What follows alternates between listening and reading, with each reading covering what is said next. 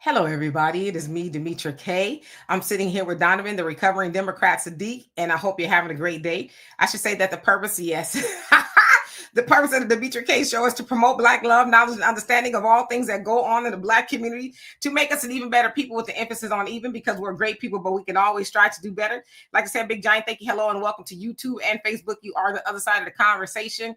Also, thank you so much to my wonderful moderators for everything that you do in holding down the comment section. Today, we're going to be talking about a Black Democrat saying that Trump and ICE is coming for everybody. So I guess we need to be scared and be aware. Of course, we'll get into that. I'll show y'all a video of who it is. You guys have seen her before. So we'll get into that in just a second. Donovan and I was already, we already had our verbal fisticuffs going on. I'm sure if that comes up, we'll probably get into that again. Donovan and I, boy, it don't take us much for us to get into a dust up. I was like, we got to go on anyway. So, Donovan, how you doing? And now that I've got some sense into you, once again, it's great to be back and on the show. Happy New Year again to you guys out there in internet land. Again, we can't do this show without you guys, so you guys are greatly appreciated. Do us a favor, if you want to keep these great conversations going, there's ways you can do it. Venmo, PayPal, Cash App, however you guys want to do it. Please don't forget to download the African Diaspora News Channel app. You can get it on Google Play, Apple Store. You get great videos from Brother Phil Scott, Demetra K, Wongale, Vicky Dillard, and a whole host of other folks. So again, African Diaspora News Channel app, a lot of stuff's going on in the diaspora. I get my information on there. Graduations are starting to come up. We're halfway through the school year, a little bit past halfway, I guess now, if you consider that. Nothing is better than knowledge. So to pass that on, it's really a great thing. But this little topic here that we have is going to be very, very interesting. Demetra, just before we came on the show, we were, I had to school her once again. You guys know I got to school her with her rhetoric. We got to be good for everybody. No, hell with these people. Black people, continue to mind your business. Simple as that. But let's get into it. This is going to be interesting. He ain't took me nowhere. That damn show no school. Anyway, hello to everybody. So let's see who else is on here. Thomas, how you doing? Seymour, what is up? Mike, nice in the building. I saw one who cares. African Native. Edward, how you doing? Let's see. Kels, what is going on? Tiff, Strawberry, how you doing? So not y'all scrapping behind the scene. Yes, Ike and Tina's perfect. Yeah, he think he's Ike. But I always say that we're the Ike and Tina that was in the back of the limo at the end of the movie. King Noble, how you doing? Hope you're doing well. No, we're the ones where he brings the roses and is trying to apologize, whatever. And she's like, suck my ass, Ike. I'm just playing.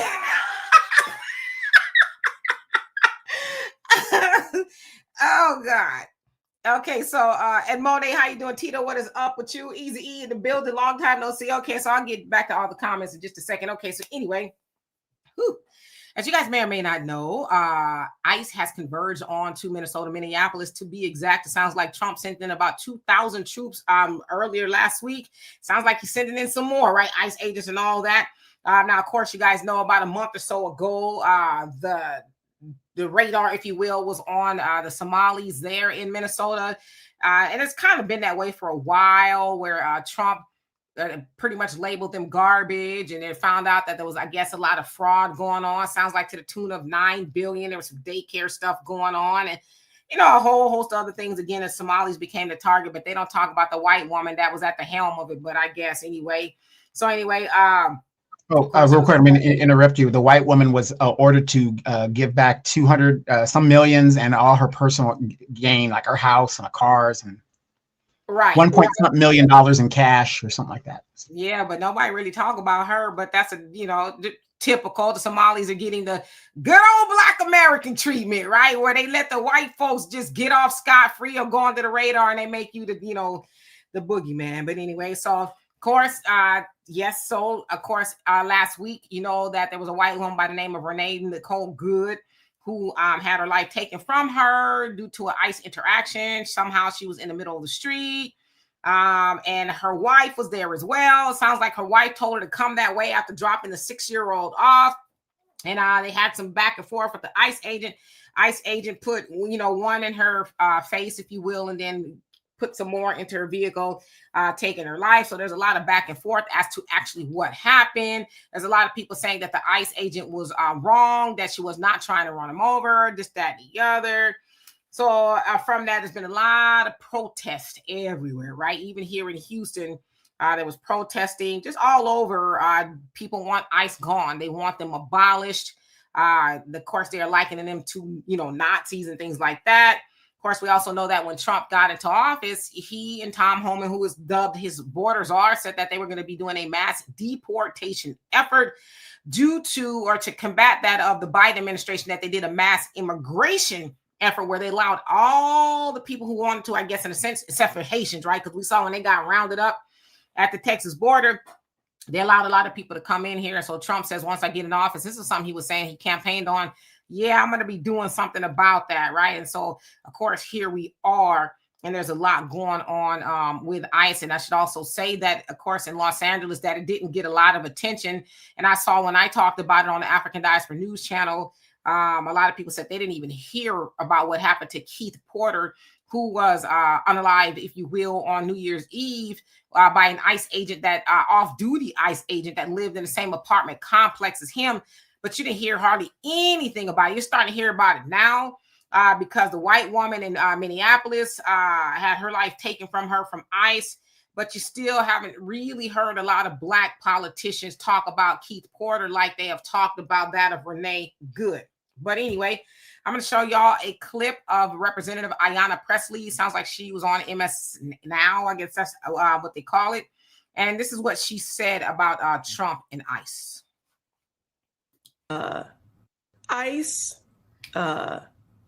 cannot be reformed. This has nothing to do with training or new protocols. This is about cultural practices that have been underway for many years. And again, not only the brutality and the constitutional abuses of ICE in our streets, but what is happening in our ICE facilities where people are being detained and warehoused, and many of them unlawfully.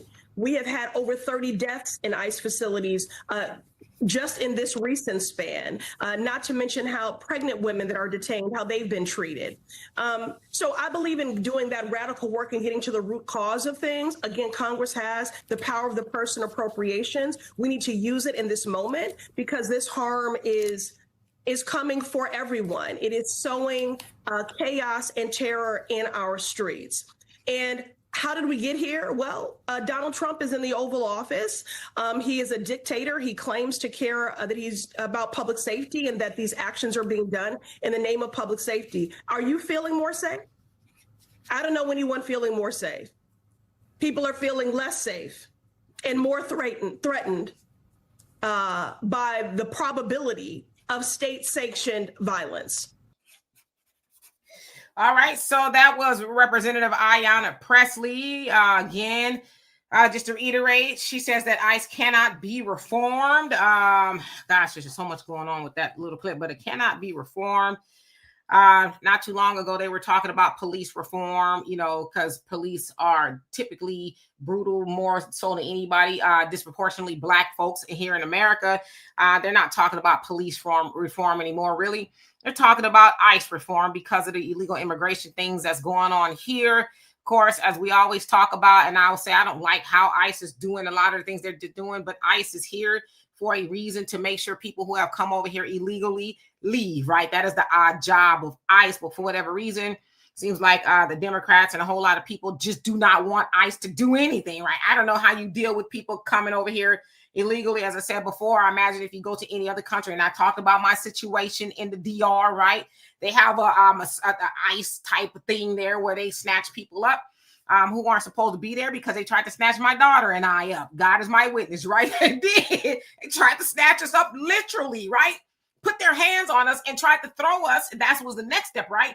Into their deportation, like jail. Oh yeah, Donovan's the one that called them, right? The jail on wheels. So I say that to say most countries have some sort of a squad, whether it's ICE, a deportation, somebody to say, hey, let me see your papers. I ain't got it. Come with me, right? But then she also goes on to say that during this span, so I'm not quite sure span she's talking about, if she's talking about Trump's second term, that there has been 30 deaths in regards to ICE so far. But it should be said that under the Obama administration, there was about 56 deaths due to ICE and deportations and things like that.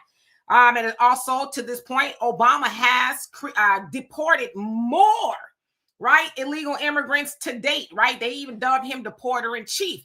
Why don't they talk about that? Why weren't they upset with ICE then? Why weren't they upset and said that ICE needed to be abolished then, right? Now, of course, we heard a lot, especially during Trump's first term, about the kids in cages. Y'all remember that? They were, oh, and it's terrible, right? I'm not saying it's right, but that started under Obama, right? He had it kind of like first. Now, again, I should say that Obama's ICE department under him wasn't as austere that we know of, right? It wasn't done out in the open like Trump has them now. He's paying ICE agents $50,000 and paying off school loans. It sounds like there's a lot of people from all walks of life who are ICE agents. I saw one with a swastika tattoo on the back of his neck here. So it's like, how did you get past, right? But I guess that's who they're looking for.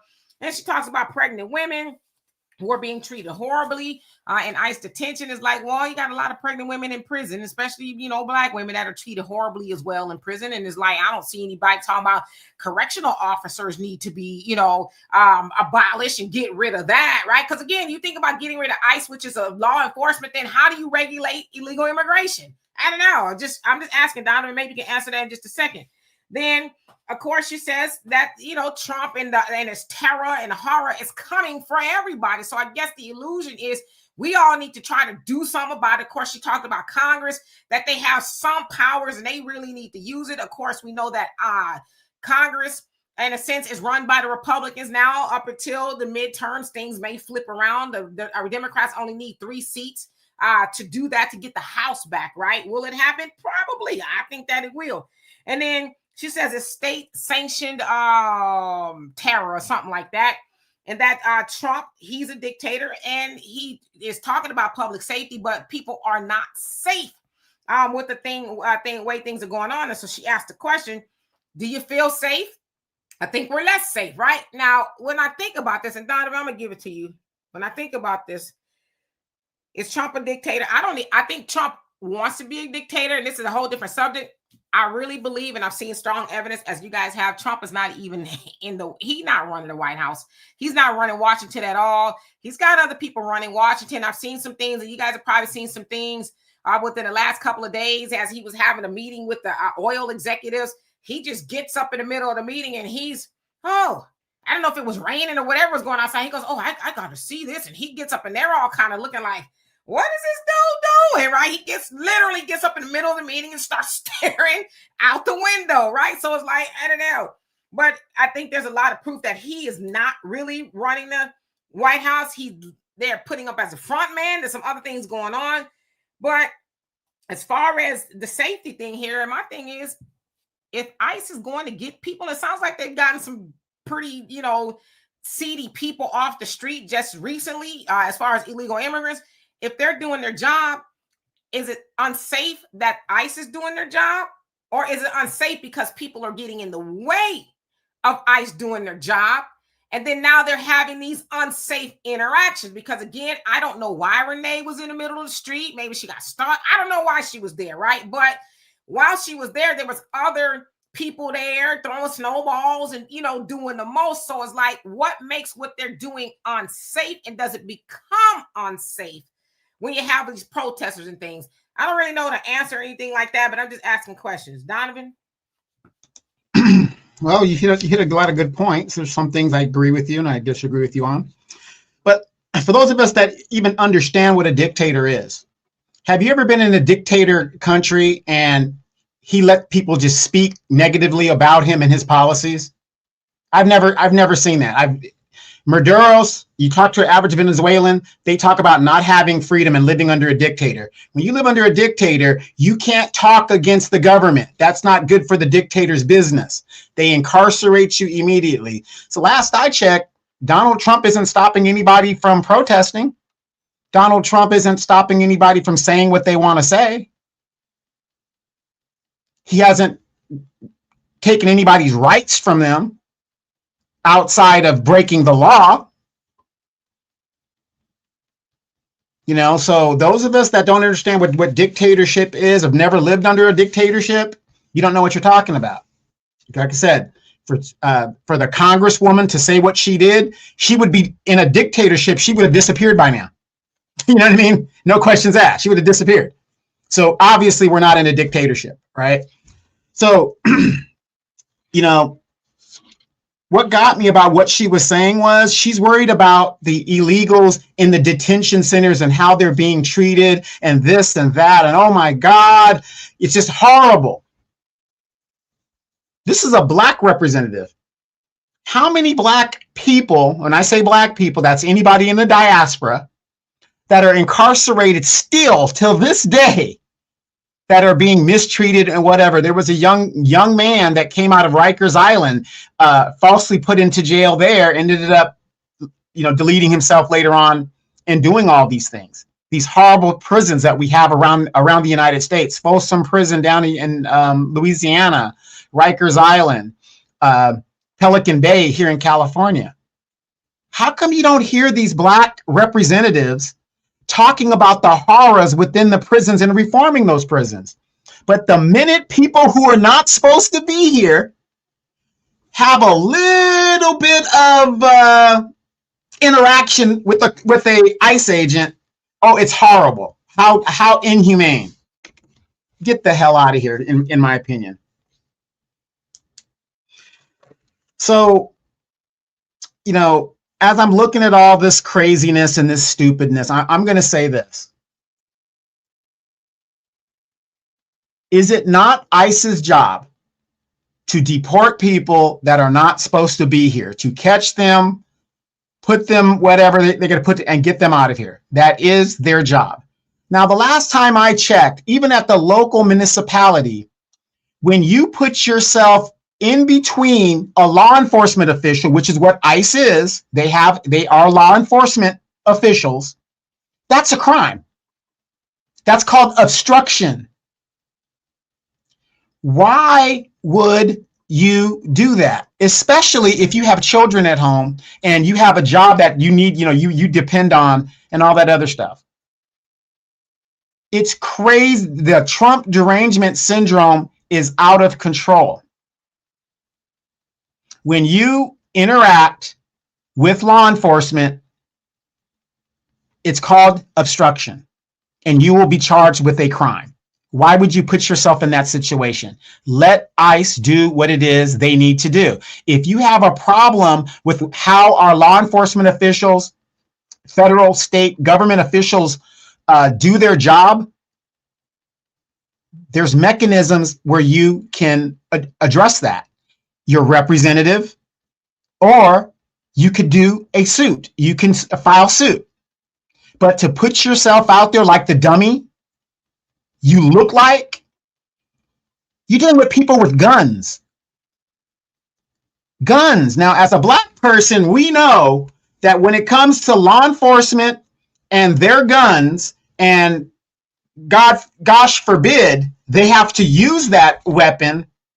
Isn't there something called qualified immunity, Demetra, that a lot of these people have in the jurisdiction of their jobs? Now, I saw the video, and I have a different perspective on the video.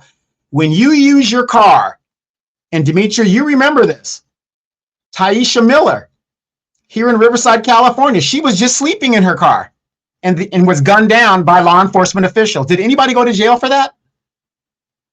Absolutely not. Absolutely not. Because they said when she awoke, there was a gun sitting, or there was a weapon sitting in the passenger seat. And so they opened up and took her life straight out. Nobody went to jail.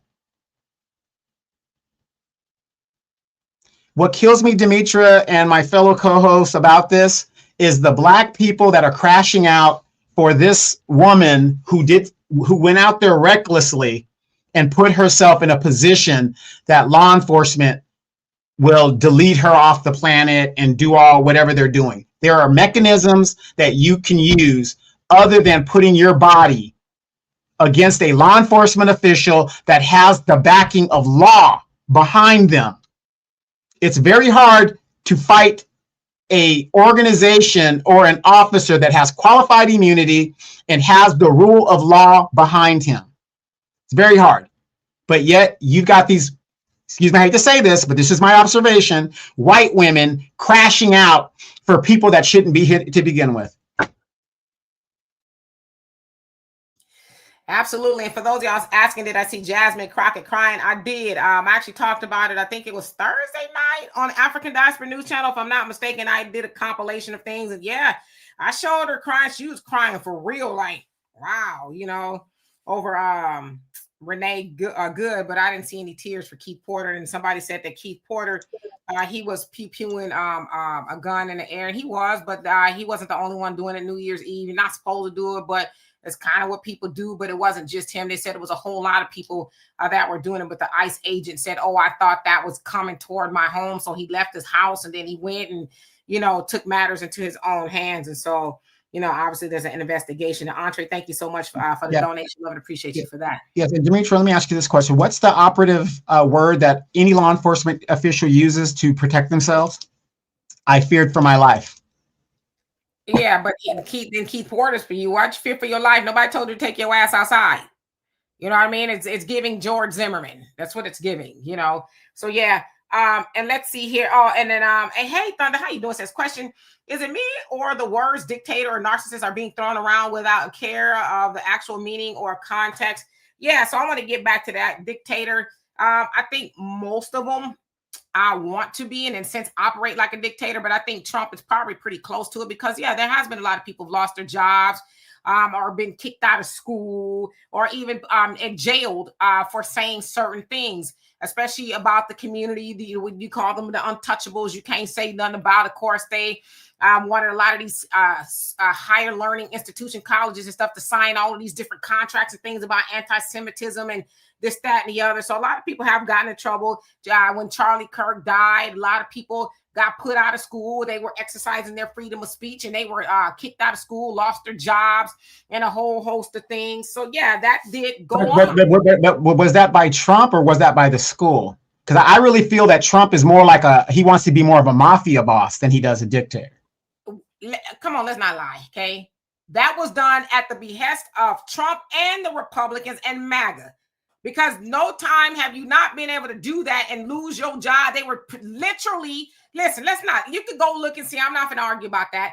It was Trump, Vice President Vance, and a whole host of other people calling. You had here, what's his face? Greg Abbott calling for the expulsion of people talking about Charlie Kirk. So they all were doing it and people lost their jobs. They literally strong-armed colleges and universities to change their language to make it more favorable for one group of people opposed to a whole lot of people. And Trump and them, come on now, man, let's not get brand new. I'm not a Trump fan. I'm not, again, I'm in the middle, but they literally withheld money from these schools. And wait, they're not supposed to dictate what curriculum they're supposed to talk about.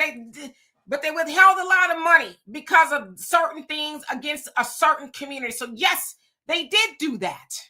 Right. Okay. So let's hypothetically say they did do that. So you mean to tell me the school or the church or whatever it is doesn't have the integrity to say, you know what, we're going to stand on business. We don't need your money. So they would rather keep getting the money rather than stand on the integrity that they're supposed to have. That's all I'm saying.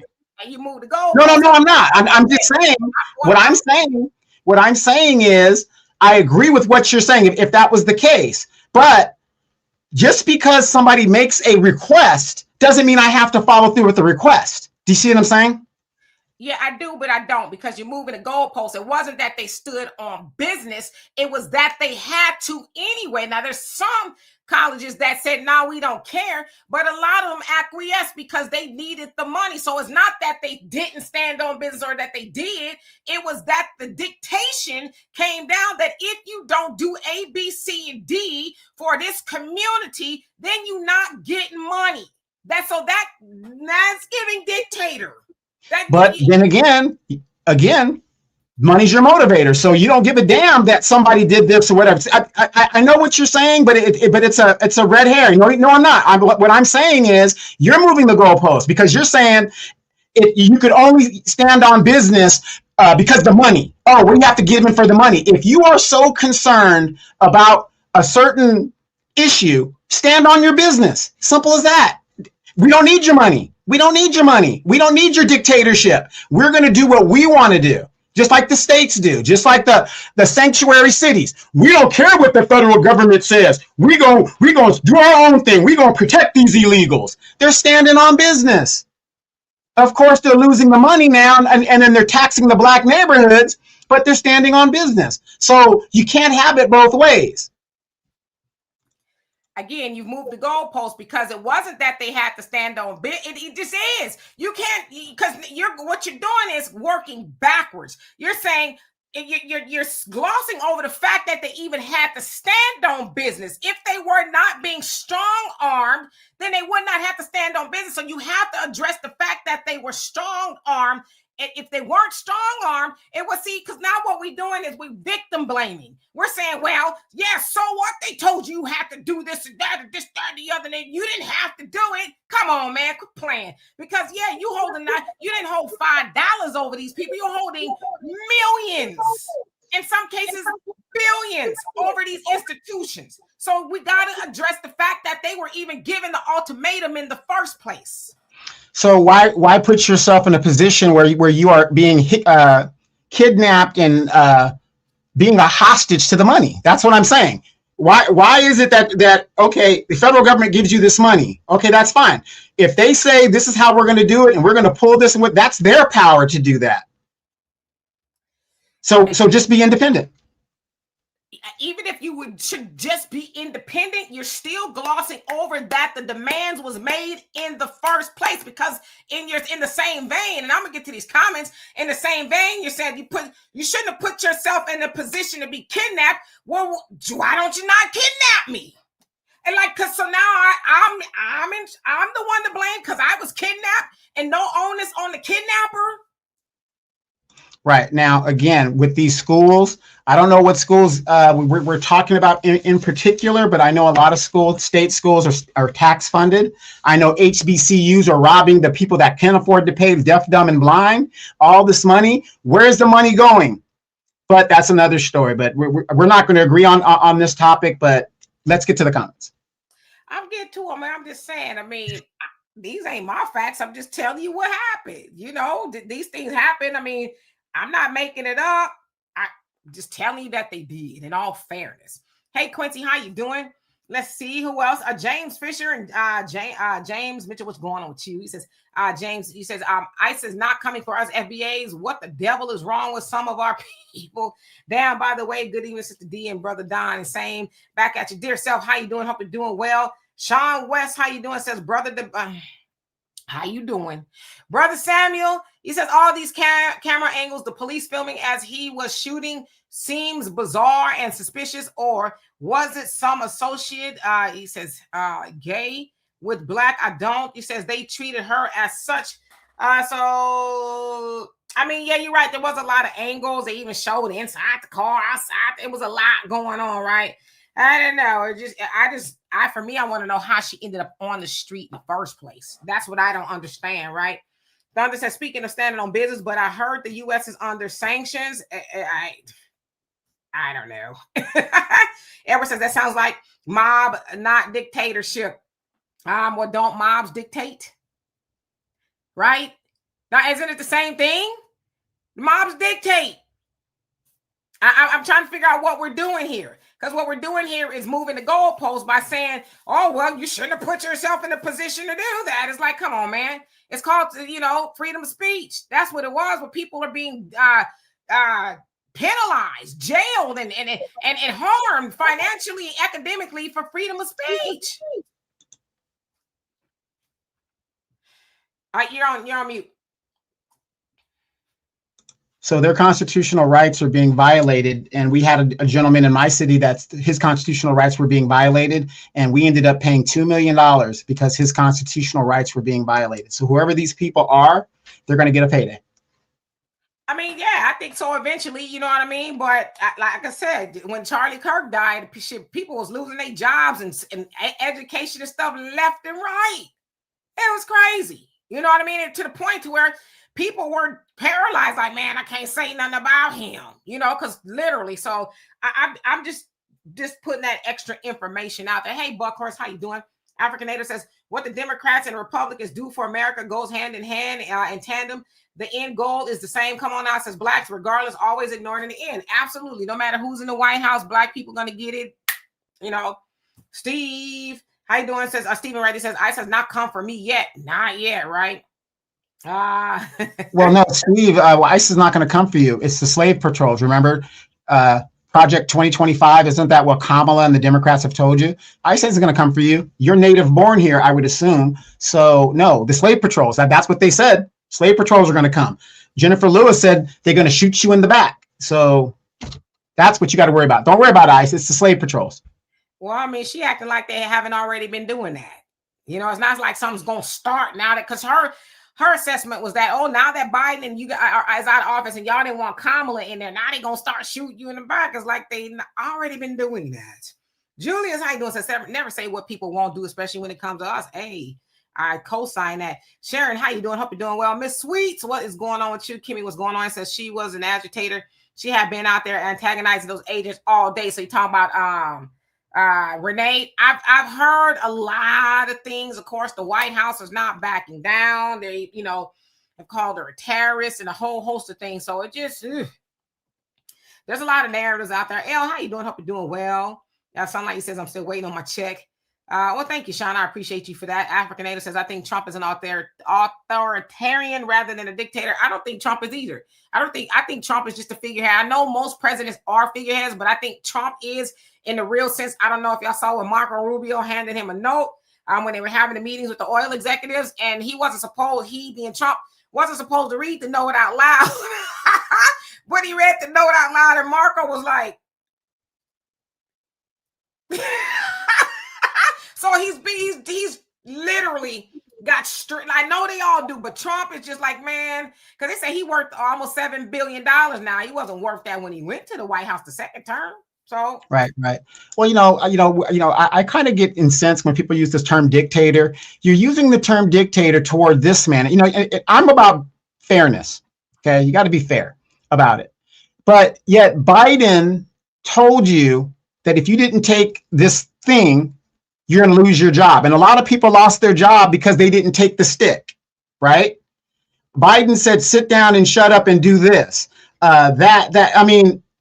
You had a election to where you as the voter didn't even have a choice of who was going to run in the primary. But we keep talking about, dictatorship. The Democrats do more, to me, in my opinion, dictatorship stuff, or just maybe they all do it. They're all in cahoots, but how can you say one and not the other? It's just mind-boggling to me.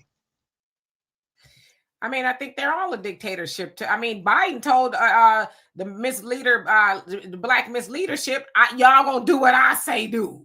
Y'all gonna get along with these Hispanics. That's how dictators act, right? There's a lot going on. Again, these people are figureheads, but to say that, what Trump is doing is not some form of dictatorship, it's a lie. It is. You know what I mean?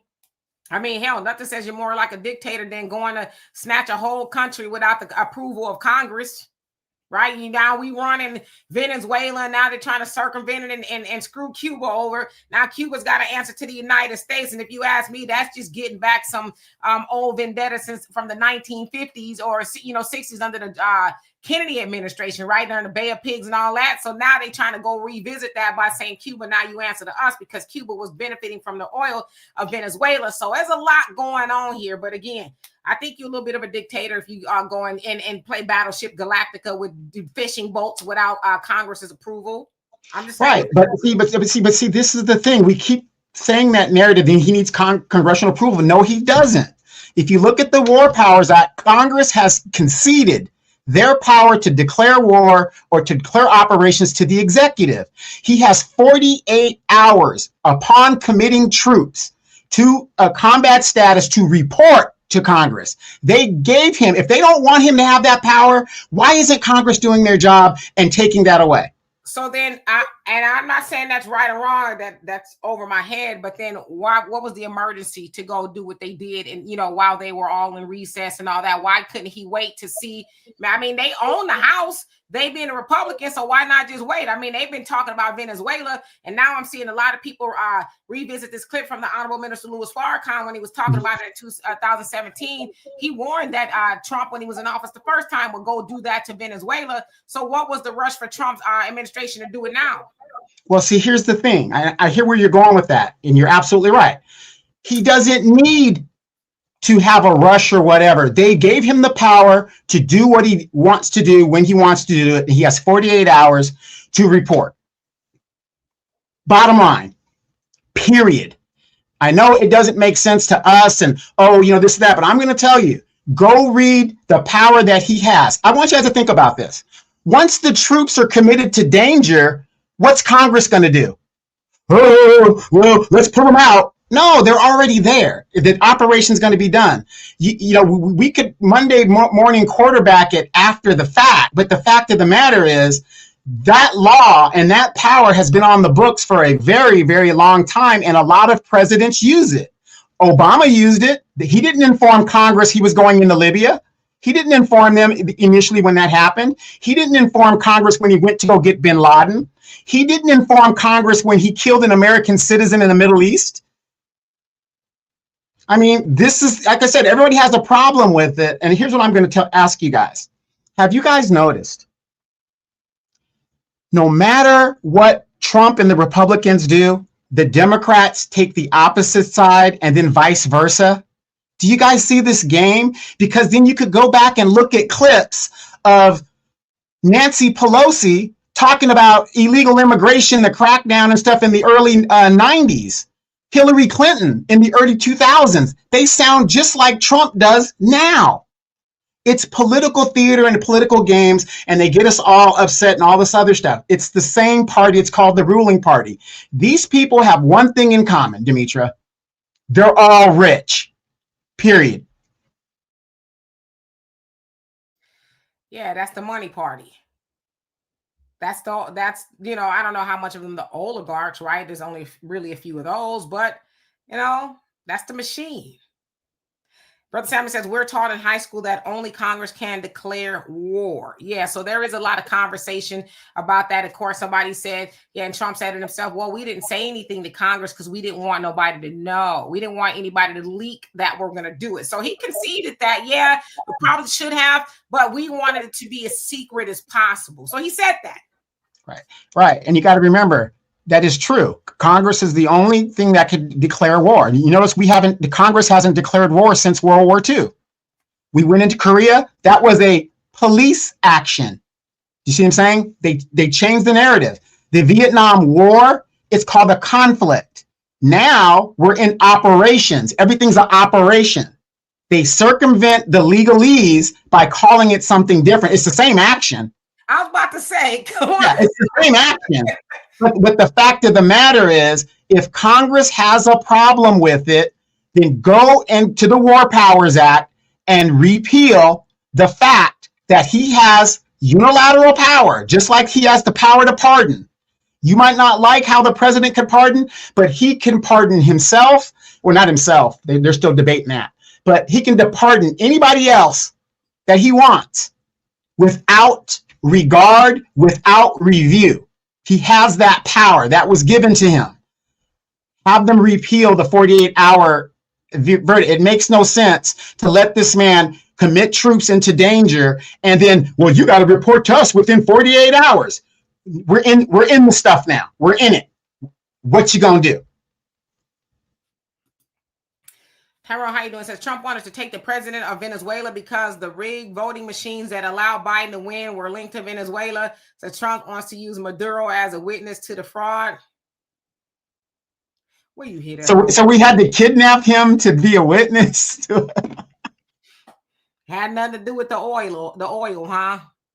None at all. Because at first, Marco Rubio's like, we don't need the oil. We got our own oil. It's like, well, you took 2 of the oil tankers. Now y'all can't, you met with all these oil executives all of a sudden, right? Because what they wanted to do, for what I understand, is let the American oil executives now come get a crack. But I think Chevron was like, well, I don't know if that's kind of what we want. I forget why they said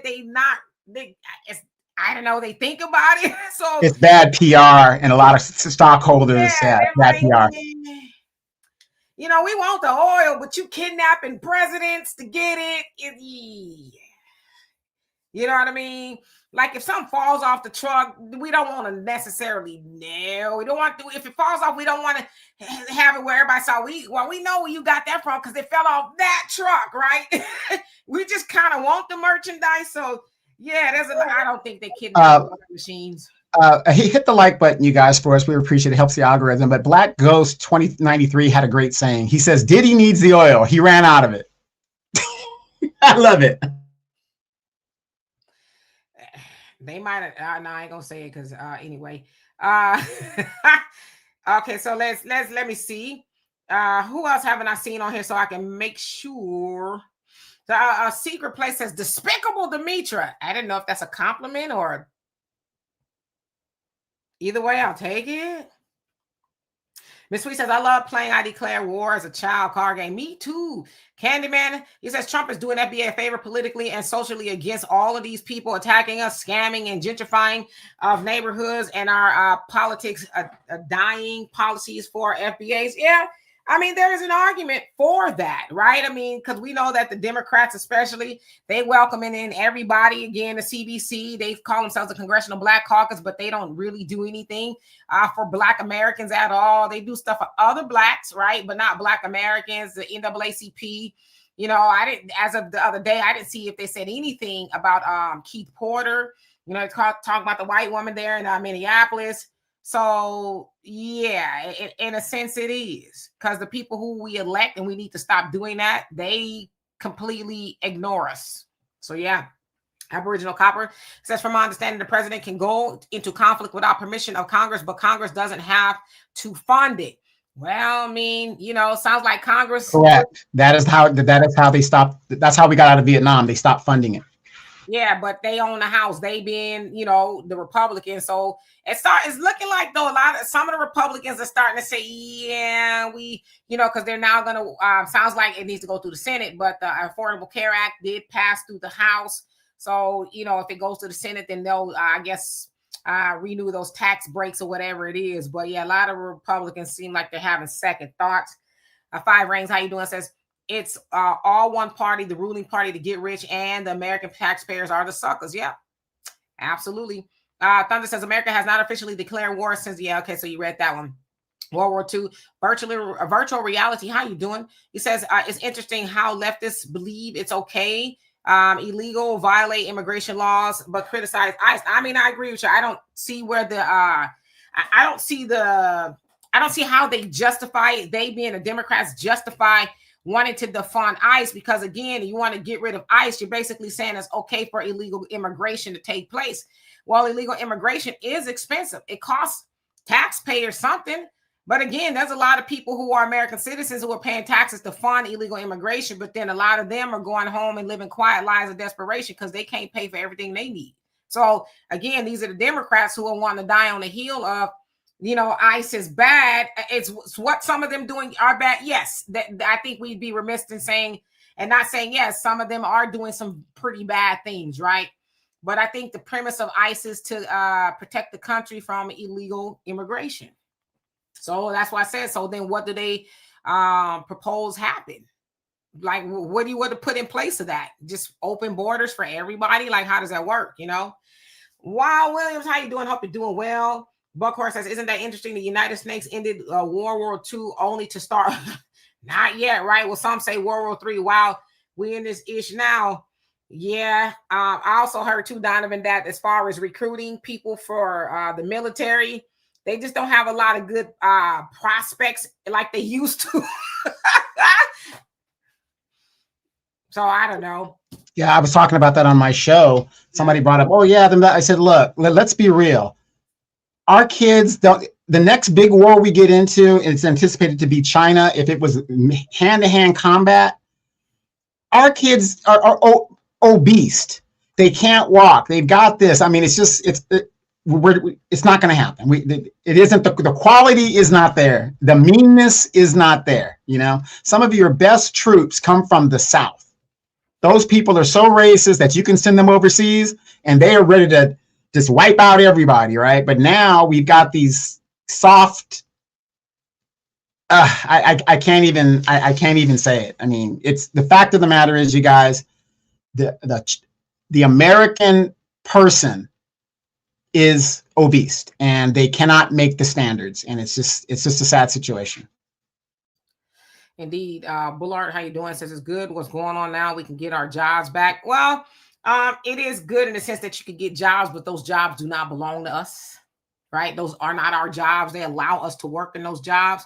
Anything that we do not directly own and operate do not belong to us. The jobs that do, that we have say so, are the ones that belong to us. And that's what we need to be focused on, because at the end of the day, with all this AI going on and all of that, ain't nobody gonna have no damn jobs, right? Because that's what the end game is to get rid of humans and let these AI, whatever it is, do it. But we got to start getting back to where we were as Black Americans, even back to Black Wall Street and before civil rights came about. We need to get back to having our own things, but those jobs are on loan to us. They can let us go anytime they feel like it. So it's temporary. So yeah, we need to get more in that frame of mind, but I get what you're saying. Sunlight says the Green Party didn't talk about Keith Porter either. Most of them didn't. Most of them didn't at all. And again, this man was at home. He wasn't in no trick bag with no ICE agents. He was at home doing what most people do, right? Putting a couple in the air. Again, you ain't supposed to do it, but he wasn't the only one. And the ICE agent left his house, right? And got into it with him and talking about, I was afraid for my life. It's like, would you been afraid for your life in your house? So and they said it could take years to charge this ICE agent. This is what the LA, because they've been Department of Homeland Security put it in the hands of the LAPD. LAPD is like, it could take us years to even charge him. So, and guess who's paying for it on all those years in litigation? The taxpayer. Also, but doesn't that sound familiar? Another similar case. So that's what I'm saying. When you're dealing with law enforcement, they have qualified immunity, and all they have to do is say they fear for their life. Who was the young lady that's in jail and she's going to be getting out fairly soon that deleted a man while he was eating cereal? Oh, you talking about Botham John, Amber Botham Geiger? John, yeah. And Adam Geiger, yeah, she went to jail. But the fact of the matter is, look at how much time she got based on the fact that was her go-to. I feared for my life. The law is behind law enforcement, even when they're outright wrong. Yeah, and I think she tried to get out not too long ago, and it was like, nah, you only got 30 seconds in there. You could do this time, right? But again, his family didn't even want her to go to jail. Remember, they was hugging on her, and the judge went and, gave her a Bible and gave her a hug, and they was straightening her hair because this poor white woman has to go do a little bit of time for taking this Black man's life that was eating ice cream on his couch watching TV. She didn't think, or nobody really thought she should have to pay for that. Easy says, the Venezuela takeover is about restoring Blancos back in power in Venezuela. And who's Blancos? That's somebody else. That's Spanish for white. I thought so, but I didn't know if that was somebody. Yeah. Oh, yeah. I mean, it's part of the Western Hemisphere. So the United States is trying to justify taking it over because it's a threat to us. And so we need to go in and run the country now. It's like, what? You running a whole nother country, right? While this one is going up in smoke, literally. Scoop, how you doing? Says law enforcement been unaliving us. What community gave a damn our way? None. Don't need. How you doing? Hope you're doing well. James, thank you so much. He says, Demetria, hugs and kisses. I want to slow dance with you to this Barry White song. He's all I've got. XOXO. Well, come on, what you waiting for? I'm already on the floor. Oh, and if you ever, I'm just going to give you guys a warning. If you ever get Demetria on the floor, she won't come off. Okay, she's a dancing machine. She's a dancing machine. Todd, how you doing? Says black people sat out slavery for over 400 years. Surely we can ride out Trump and his foolishness. I agree. For 3 more years, since we are not united, all we could do is talk about what's going on or make memes. Coming together is the only solution to fixing any of this crap. You're 100% right. No matter who's in the White House, and I agree with you. And like you said, we survived. Listen, Black Americans ain't going nowhere. We have survived some of the most heinous things ever known to man. I mean, there's people scratching their head like, how they still here? Because anybody else that what we've gone through would not have survived that. And I totally agree with you. These 3 years, as I always say, and it's been said before, of Trump's I won't say regime, administration, it's an eye opener for everybody, for white folks, Black folks. It's for everybody, especially white folks, right? Because even no matter who's in office for them, they seem to be okay. But now white women are taking one to the dome, right in front of broad daylight. And then you got all these white folks in the White House and everywhere. Well, that's what she gets. She's a terrorist and all this other stuff. So it's, to me, I could be wrong in saying it this way, but I think the Trump administration is the great equalizer. It's allowing everybody else to know. And that's why I say white supremacy hates white people too, because there are some white folks like Trump and all of them who do not believe that the white folks in Mississippi that's getting food stamps are equal to them, are just as supreme. So this administration is letting everybody know we don't give a damn about you. You ain't got the type of money for us to even be concerned or hear what you're saying. So yes, but to your point, Brother Todd, Black Americans, and we've been told this a long time, we are already out of time. So yes, what we're going to do, unfortunately, is point the finger, talking about everybody else and not talk about the solutions that are going to help us get to where we got to go, because we've been told for a long time, up your mind nation, accomplish what you will, do for self, practice group economics and all of that. And somehow that still goes. Shoo. So you're 100% right. Yes. And, you also got to remember when it comes to situations like that, if these immigrants would come to this country and learn our history, they'd have a lot more respect for us, not the propaganda that the white man shows them abroad and overseas. So by the time they get here, they're under assumption that we're all criminals, drug dealers, and rappers and entertainers. If they knew our history, they would have the utmost respect for what we went through, because ain't no way they would have gone through and survived what we did. But Julius Jackson says, what if ICE is saving us for last, Demetra?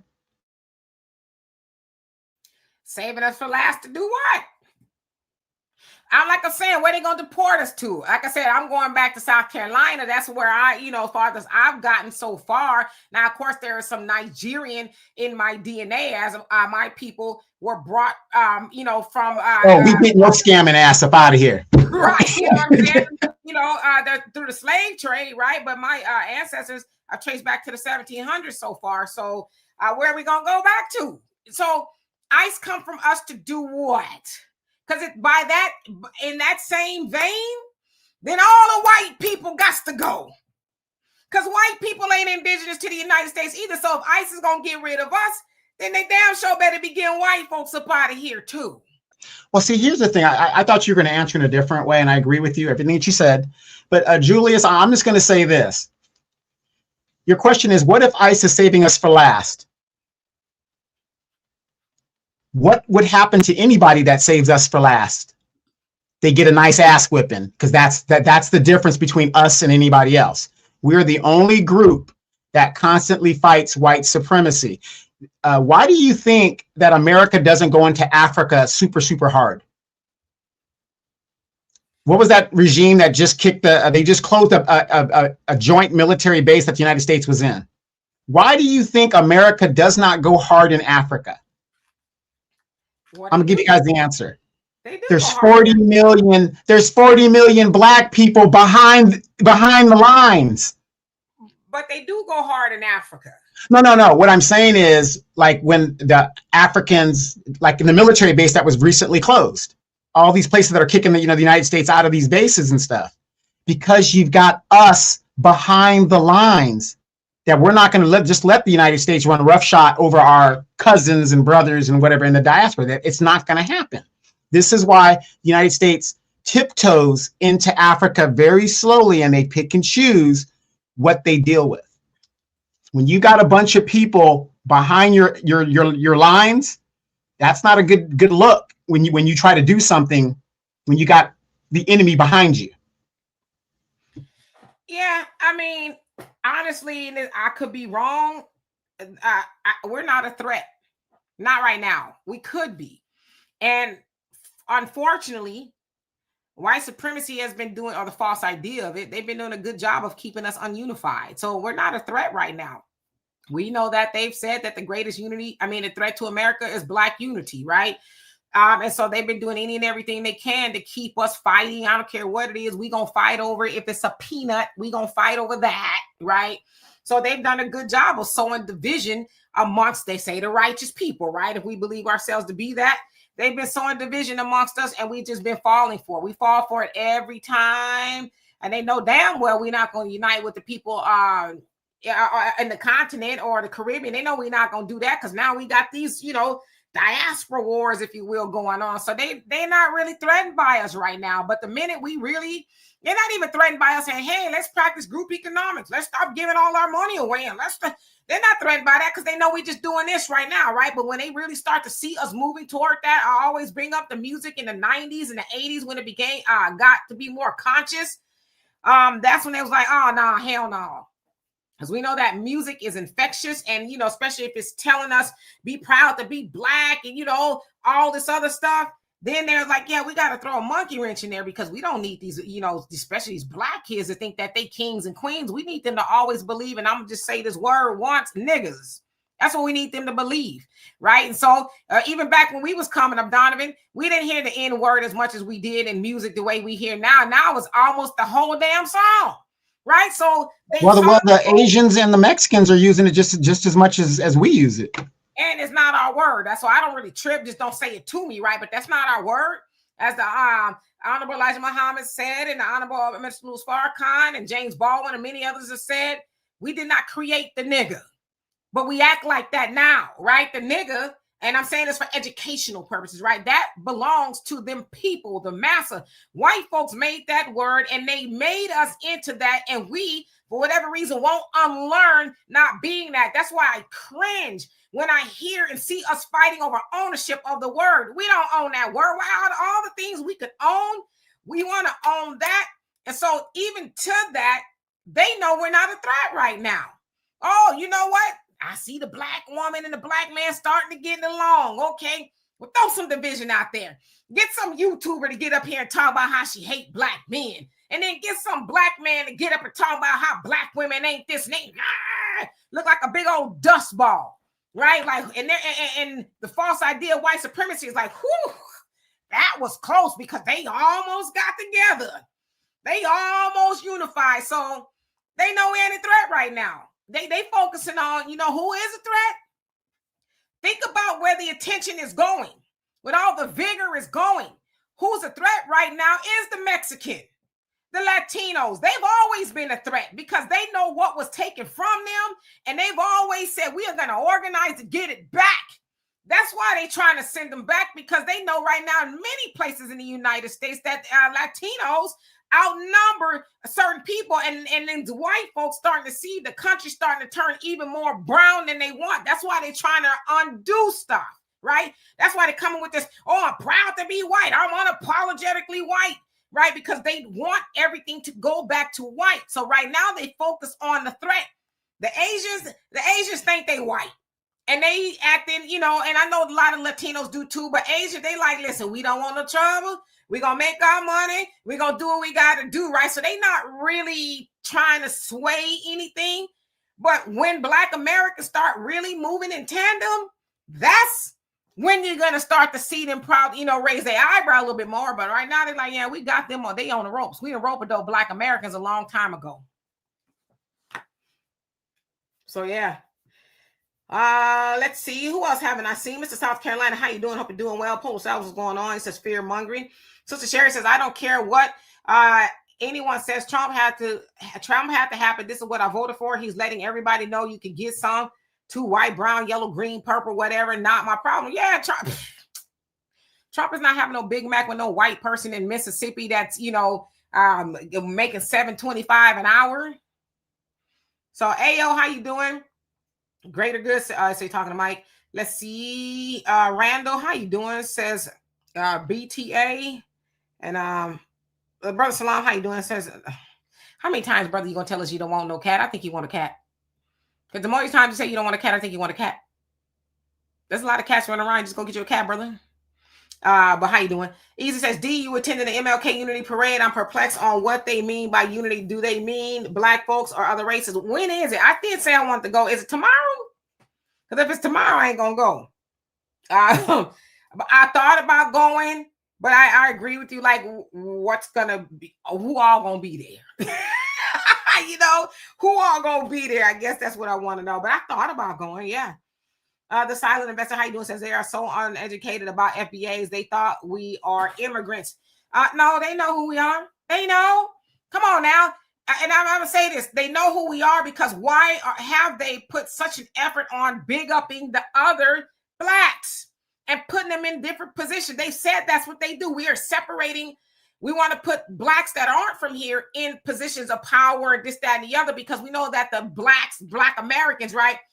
They know too much, but these other ones, they going to get in where they fit in, which is why they dragging Byron Donaldson now. You know, I guess he's not black American. I've even seen Tucker Carlson and some other white people calling him tethers and stuff. I was like, see, that's when stuff jumped the shark.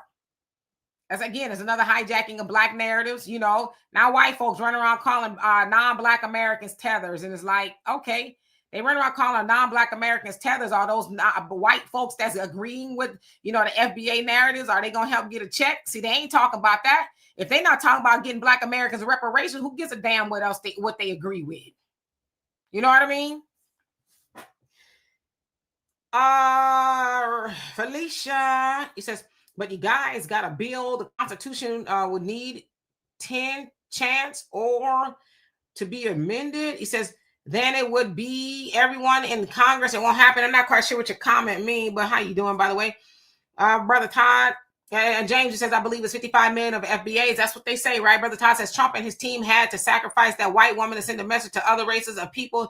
Don't even try it. And most of the minorities will think twice before pulling off from the police now. And that's the message. Fear us is what they really want to send. Don't F with the police, especially ICE. I totally agree with you. And they've already said that. They've put that out from the White House page, the Department of Homeland Defense. Touch ICE and see what happens to you, right? They basically said this is going to keep on happening if y'all don't get out the way. So they're not backing away from that. Yeah, and the sad thing is, well, not the sad thing, but the perplexing thing is what they didn't count on was these liberal white women that are being deleted in these situations. That is something, you know, because usually when we talk about white supremacy and racism and stuff, we're always looking at the white man and the black man because we live in a patriarchy, right? The most evil, the most dominant thing of white supremacy is not the man. It's the woman. And why I say it's the woman is because she teaches the children. So where do you think these rabid white racists get their mantra from? From the people that nurture them, which is the mother. So a good example. Who was the lady that recently died without justice? Emmett Tillman's accuser? Carolyn Bryant. Carolyn Bryant. White woman extraordinaire. Stood on business until she went to the grave, and Biden protected her. Isn't that strange? When will we learn? Yeah. Dietrich, how you doing? You say, ain't nobody scared of Africa. They already got Africa. We destroy our own self. Don't need the white man to do that. We are some of the most ignorant people as a group. We are so easily manipulated. And you know what? See, me and you going to get in trouble because I agree with you to a large extent. And that's not to say we are not great people. Of course, we come from greatness. We have, greatness in our bones, but yeah, we fall for the low-hanging fruit all of the time. And it's sad that we do that. We just can't wait for an opportunity to argue about something. You know, easy, you crazy talking about arguing over baby daddies. Todd says, facts, Demetra, music wasn't still the weaponized, is weaponized, but ultimately we have the final say on what to embrace culturally and socially. And I think we're starting to see a little bit of that. We're not really allowing them to tell us what's hot and popping anymore. As it said as a couple months ago, for the first time, there wasn't a rap album on the top 40 or something like that in like, I don't know, 20, 30 years or something like that. Yeah. Whatever happened to Stanky Red? Who? Stanky Red. Yeah, they said that she was manufactured by that white billionaire. They're all manufactured by white billionaires. And that's why, I had an issue with Sexy Red and them, and I stopped really taking issue with them because they are just a puppet. They're all manufactured by white billionaires. It's rare that black people and record executives, right, the few that there are putting them out there. It's not them. It is the white billionaires or millionaires or whatever it is that's putting these black artists out there to give them a boatload of money to do the most degenerate things because they know, and forgive me for this, but they know that we are asleep at the wheel as people. They know that we will big up Sexy Red. Sexy Red is grown people music, right? But they know that we'll allow our babies to listen to Sexy Red, Cardi B, and all that. Again, people got mad at Cardi B because she wouldn't let her baby listen to WAP. Oh, she won't let her baby listen. She ain't supposed to let her baby listen to WAP. Why would she let her baby listen to WAP? It ain't WAP ain't for babies. Right. And notice, this is the woman they had talking to the president of the United States. This is the woman they had out there endorsing the vice president to become president of the United States. It was madness when I saw that. I was like, what? I mean, yeah. Let me speak. And she had just gave me her word. And then this is the very woman that talks bad about black women.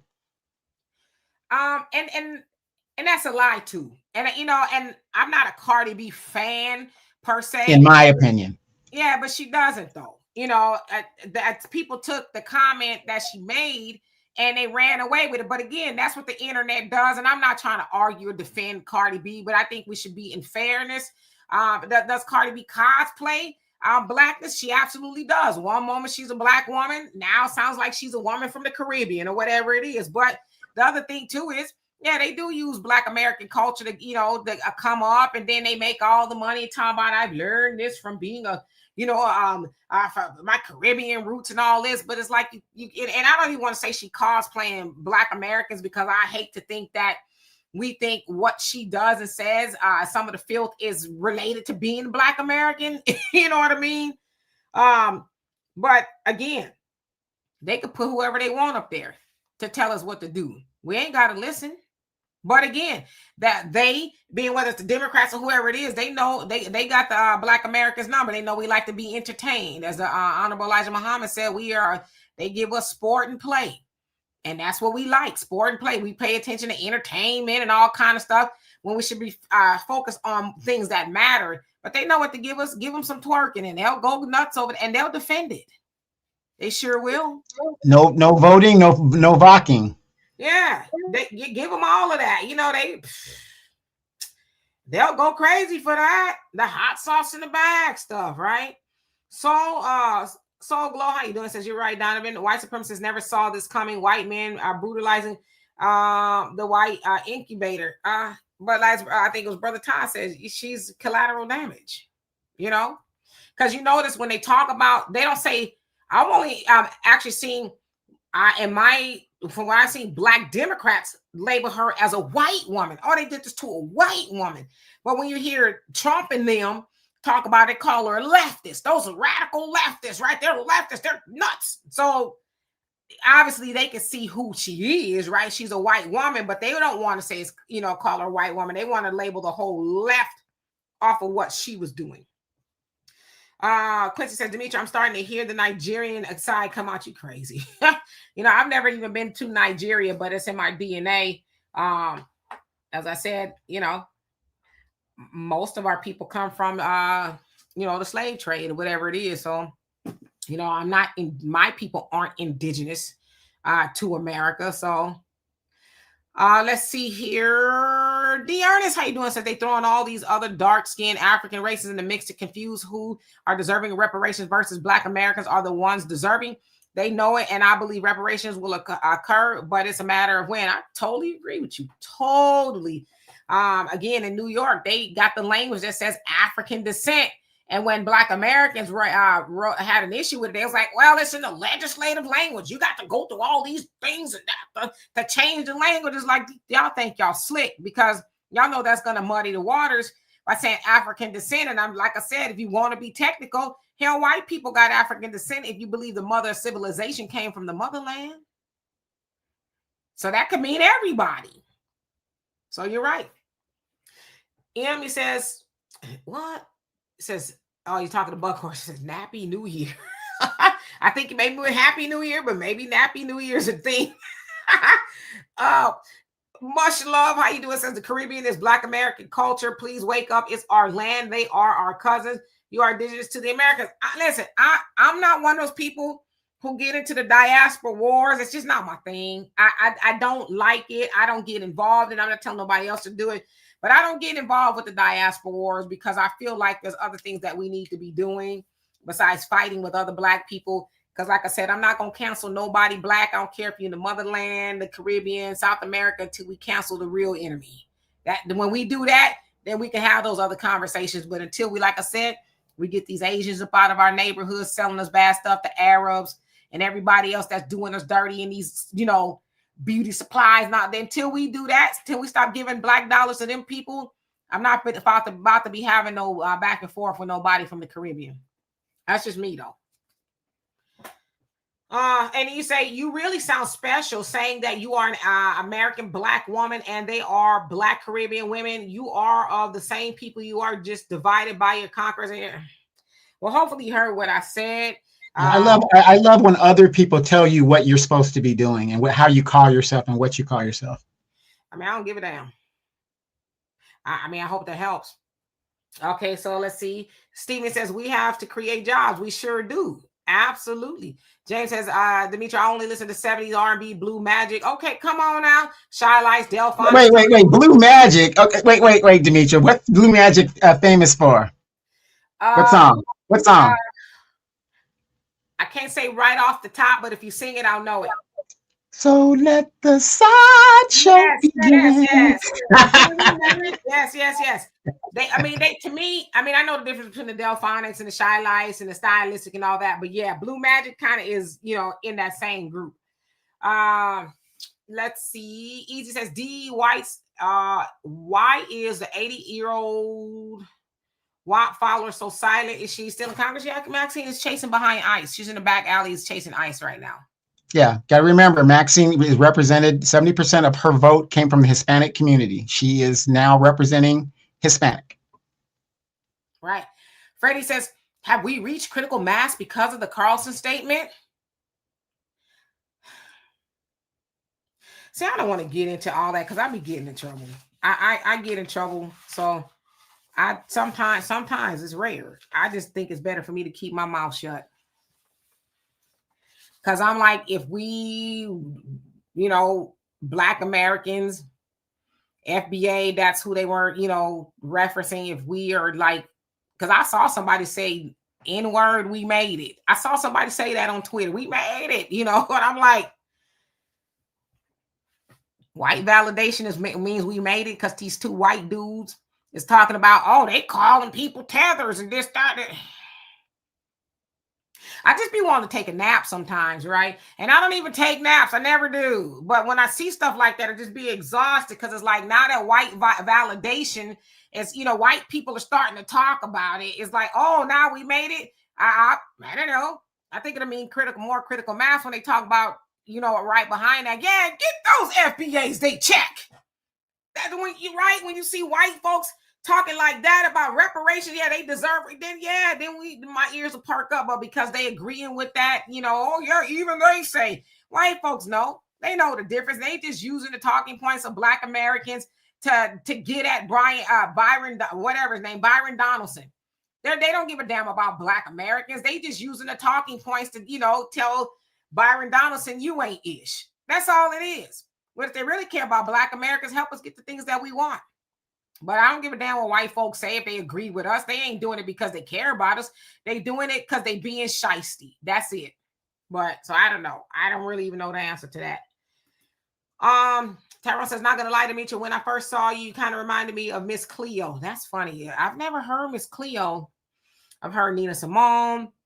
I've heard Bahamadia. I've heard Halle Berry a couple of times. I'm just playing. I'm just playing. No. Remember Tyra Banks. That's what they said. Tyra Banks. Right. Brother Samuel, I don't like the word, but a tether, I guess, is somebody who is hanging on to, I guess, Black Americans or Black American culture or something like that. I guess. But yeah, that's what a tether means. But now white folks are running around saying tether. And I guess, mama, we made it now. I guess. African Davis says Black diaspora war is intentionally instrumentalized and financed by our enemies. Of course. But, like I said, I don't get into it. Easy says, why haven't the world's number one sharecropper rather, push any legislation for George Steeny's family to get reparations? And which number one sharecropper? You talking about James Clyburn? Well, the Obama administration posthumously pardoned him. If that helps. Well, from the 1940s, he was posthumous. Of course, George Steeny was the 14-year-old that was the first Black or any child given an electric chair because he was accused of doing something to some white girls, which is later found out, and they knew then that he didn't do it, but they just wanted to kill up a little Black kid, right? But the Obama administration posthumously pardoned him. So yeah, which is kind of crazy because he was convicted at the state level. Oh hell, shoot! There's a lot of KKK and people up in there, And the crazy part about it is probably one of their daddies did it, but they, want this little Black boy, to pay for it. But yeah, it's a lot going on. None of them care, but we gotta care, right? We as Black Americans, we gotta care. And I'm not saying we don't care. We're just so distracted by everything. That's why I say I don't get into a lot of the stuff. Donovan will tell me certain things, or I hear certain things. I'm like, that's not even on my timeline. It's not. When I see certain things, I just keep scrolling because I know that I've been called higher. And trust me, there's a lot of things that I see. I'm like, oh, that would be fun to talk about. But then I'm like, nah, because it's going to go. It's going to go. It's not so. And I don't want to do that. I want to have conversations that matter. So yeah, I see a lot of things I don't see, but a lot of things I purposely just don't talk about, or I don't get involved in. Let's see. Kimmy says it's not about critical mass, but it was said we weren't unified, but we are unified enough to be talked about. We know it's no prize, but give us our props. Delineation is a unified tactic. Again, delineation, we've always been asked to do that, but I just kind of, from what I've seen, I could be wrong. When I hear or see the delineation talk, I mostly hear it talking about everybody. And I was under the impression that delineation was so we could be talking to us. Because I always hear people talk, reference Dr. Claude Anderson and the delineation and things like that. And we're like, were we under the impression that he was talking to non-Black Americans? Or was he talking to Black Americans, right? I think he was talking to us, right? When he says practice group economics and all these things. I didn't hear Dr. Claude Anderson mostly spend time talking about everybody else. He was mostly admonishing Black Americans and saying, hey, this is what happens when you allow yourselves to get roped in with the minority, people of color type thing, marginalized people, and I've heard him talk to us about building our own community, stop giving all this money away.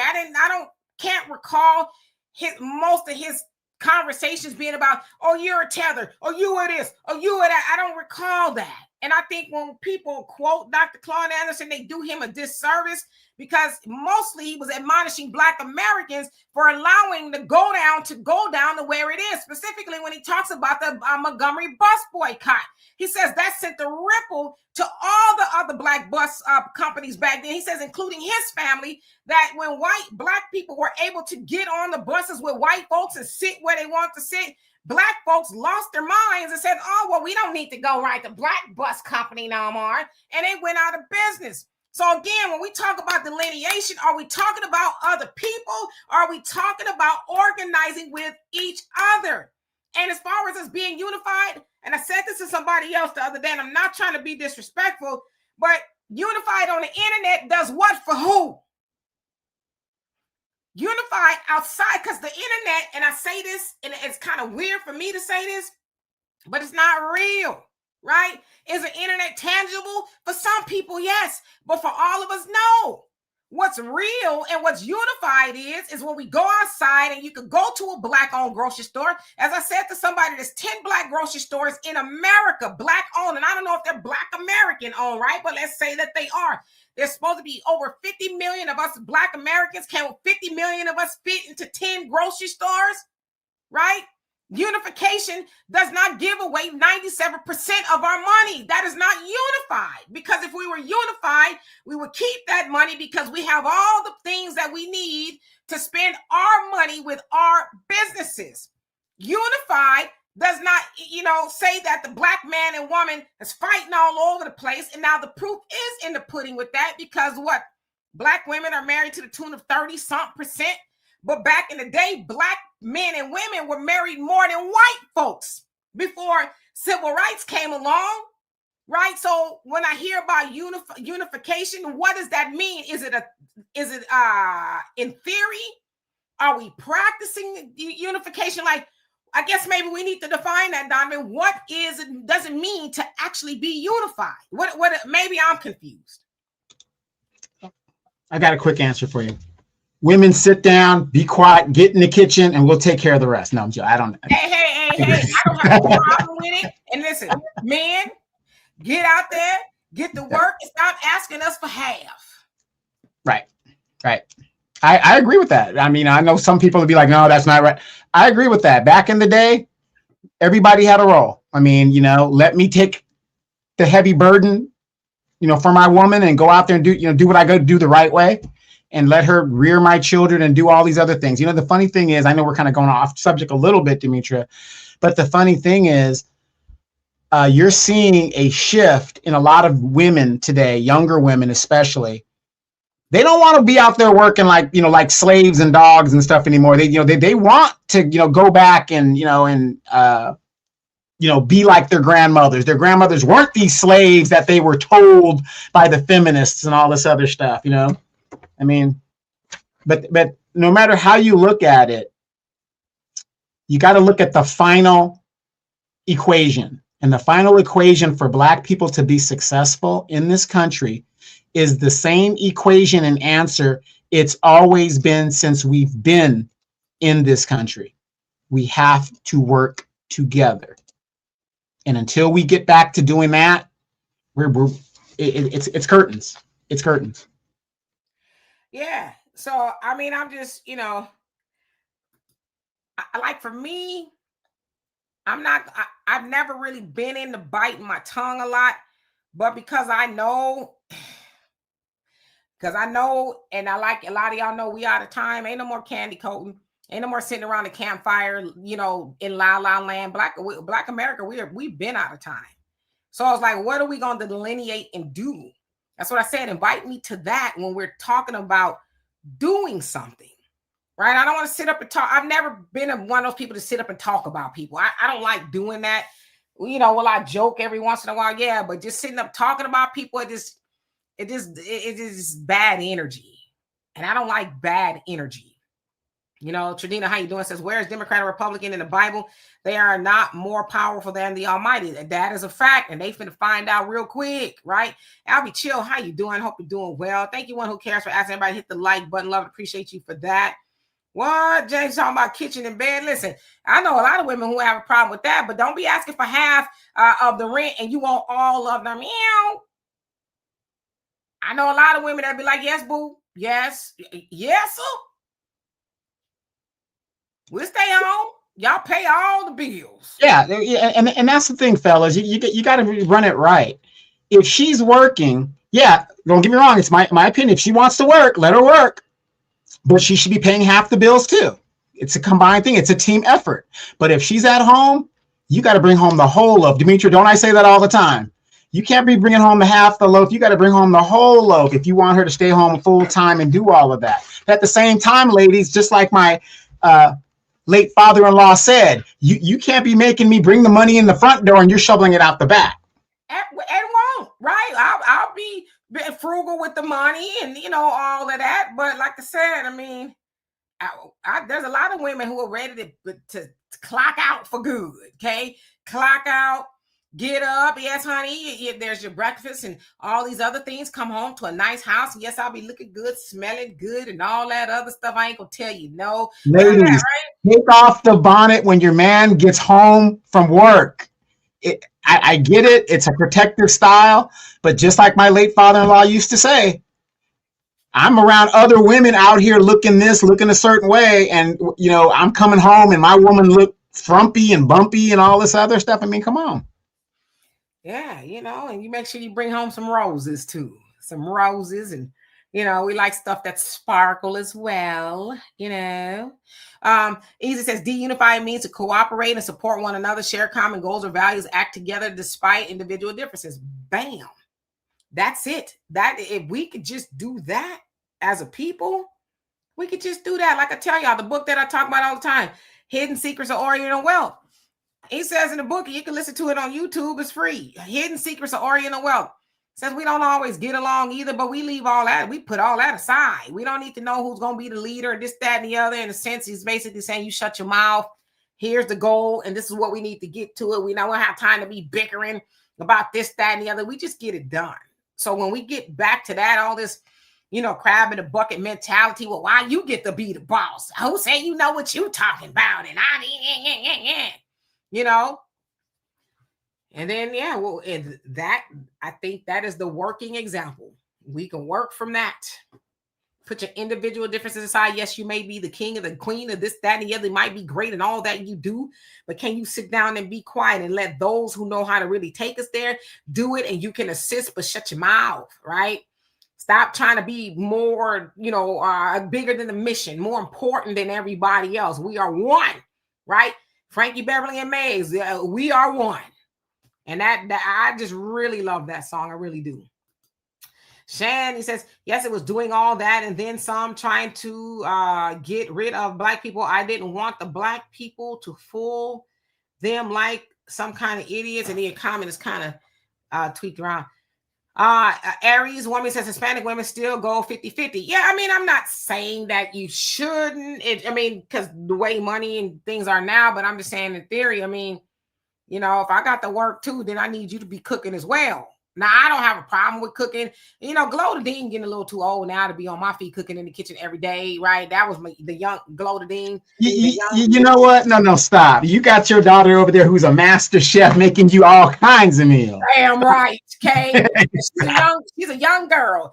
All that cooking is a young girl's game, right? I ain't gonna be on my feet. And I said that, listen, those who had me, when you had me, you should have treated me right. You can talk to anybody I've been with. They'll say, yeah, she about that life, right? She gonna cook and clean and all that. Nowadays, you might get something on Sunday. I can make your Sunday meal, stretch it to like Tuesday, Wednesday, and I'll cook something else. And then you're gonna take me out to eat on Saturday. I'm just saying.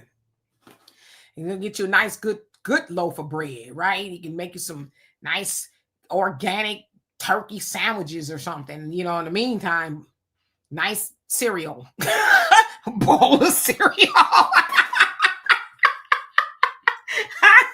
The funny thing is you're laughing. I know a lot of dudes, their women give them a bowl of cereal on, as cold as it is this time of year. You should always cook a nice warm meal of grits, oatmeal or something to get the body going. But you got women out here in California, and I'm not saying all the women, but I'm just saying, and some of the people I know, cold cereal. Well, what did he do to get the cold cereal, huh? He must have did something to deserve don't know how to cook. A lot of these women do not know how to cook anymore. That's just a fact of feminism. They don't know how to cook. Mm-hmm. What don't he know how to do that earn him a cold bowl of cereal? I have no idea, but I know he's paying all the bills. I know that. But then again, if you're paying for the city girl, that's what you're going to get. Maybe she felt like, well, you ain't the little 2 minutes you give in, you don't need that much energy for me to be in the kitchen cooking all like that. The 2 minutes you giving me is worth some cereal. The generic kind, okay? With the powdered milk. Right, right. No, just put some water on it. Mix some water on it. Yeah. All right.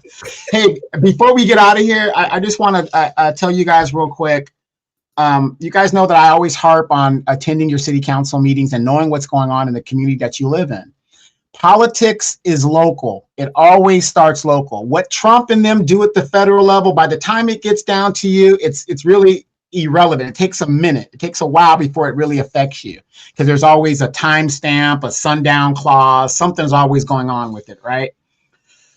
Local politics matter. And I'm going to tell you guys, if you guys have been following my channel, you guys could see that I put up the video because one thing about Demetra and I, we're not just up here just talking and, just flapping our gums and just, trying to get likes and stuff. We could care less about that. It does help. So if you want to hit the button, it does help the algorithm, but we could care less about that. What we care about is getting the information out and letting you guys know it is that important. In California, the Black voice has been silenced because there's not enough Black people in California left to make a difference.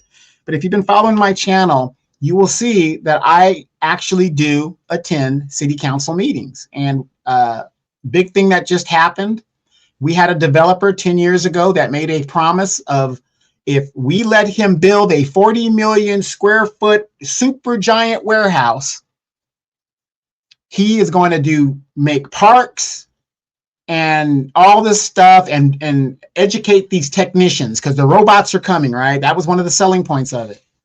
Well, here it is 10 years later, after a public records request, which you have every right. I mean, and Demetra and I were talking about this before the show started. Anytime tax money is going to a nonprofit or any type of entity, you have every right to request documents and public records on that because that's your money. You want to know where your money is, and it's your responsibility to follow the money. So in my situation, I found out, which I knew, this developer, after the city, us the taxpayer, put in infrastructure on his property that he wants to build on. That means we put in the sewer, we put in the streets, we put in the street lights, whatever else municipalities need. So this warehouse has all these roads and structures and stuff, right? Millions of dollars. In 10 years, this man has not graduated or financed one technician to fix the AI robots, which we said were coming, which they are now here. Because these warehouses are not the old warehouse where we have 500 people moving boxes. These are automated warehouses. So you only probably need about 15 technicians in a warehouse, let's just say, hypothetically, to fix the robots. Higher wage job, right? That's one of the selling points. I live in a mostly Hispanic city. Jobs, jobs, jobs, jobs. That's all the Hispanics want to hear, right? 10 years has passed. Here are the documents. And I dropped these documents Friday night. So again, I'm just telling you guys, if you participate in your government and you watch what your government is doing and you hold these people accountable, things will get moving. When I dropped these documents, the city manager, who is the actual person that runs our city government, he told me, I'll get back to you Monday. That's how shocking these documents are. And so my whole point of this is local politics starts at home. These people start from somewhere, be it a school board, be it city council, be it assembly. Get involved in your local school. And here's the thing, you know what your city thinks of you by the jobs they have in your community. That is a barometer of what your education level is in your city. If you don't have high tech or aeronautics or something that's super booming, you don't have a high education graduation level in your city. My city's full of warehouses. So what does that mean? My city has a lot of dropouts. Think about it. They call them warehouse workers, right? People, yeah, they just need you for manual labor. They're not going to put the admin offices there where they're paying them six figures. They're going to put the warehouses there. They put the admin offices in places like your, Orange County or Newport Beaches and things like that, because there are a lot of college graduates and stuff there, different type of demographic racially as well. So yeah, if you know that, You know, you see a lot of warehouses in your city. Now you know why. They're like there's not enough talent there to help us do what we need to do. So they decide which building goes where by the educational demographic per se. So yeah. So anyway, we love and appreciate every last one of y'all. Donovan and I got a busy day tomorrow. We're going to do 2 interviews. We're going to be interviewing Miss Jessica Jackson. We're also going to be interviewing Tamara Johnson Sheely. And so I'm going to put both of those up, and then we'll be back 5 p.m. Central Time to have another conversation with you all. So yeah, we got a busy day. Tamara is going to be talking about reparations, right? That's her thing. Somebody asked me the other day, well, what are we actually doing? Well, as I say, you know, there's some people who are good at organizing and boots on the ground, and that is Tamara. She ran for the Senate of Georgia, so you guys are familiar with her. But we won't be live. We'll do it recorded, so we can, you know, really ask her some questions and things. But she is fighting for reparations every single day. She's having conversations with Republicans and Democrats, right? And she really feels like they are getting close. And so I say all that to say, it's, you know, we have to start using our strong points, whatever you're good at doing. Like Donovan, you know, he's good at disseminating the information, and he's good at boots on the ground and getting in there and getting, you know, making FOIA requests and getting the documents. And so he's good at a lot of that stuff. Myself, I'm good at dissemination. I can organize, but it's not my strong suit. I've done it before. So we got to start using our talents and putting them together so that we can all get what we want. So that is going to be a really good, busy day tomorrow. So y'all, please stay tuned. Alicia, how you doing? Says, agree with Donovan, Safa, Renee, but look at the coverage at the GoFundMe. Oh yeah, GoFundMe for her. ICE has killed Black folks, but no coverage. The last time I looked at Renee's GoFundMe, this was a couple days ago, it was $500,000. I don't know what it is now. I'm sure it's more than that, but $500,000. I think a day or so after that happened for the brother, Keith Porter. I saw Najee Ali, the activist in Los Angeles, put one up, and it was less than $2,000. So yeah, no reparations, no vote. How you doing? So yep, y'all stay tuned for all that. Love and appreciate every last one of y'all. We will see y'all tomorrow, and y'all definitely will see us. Peace.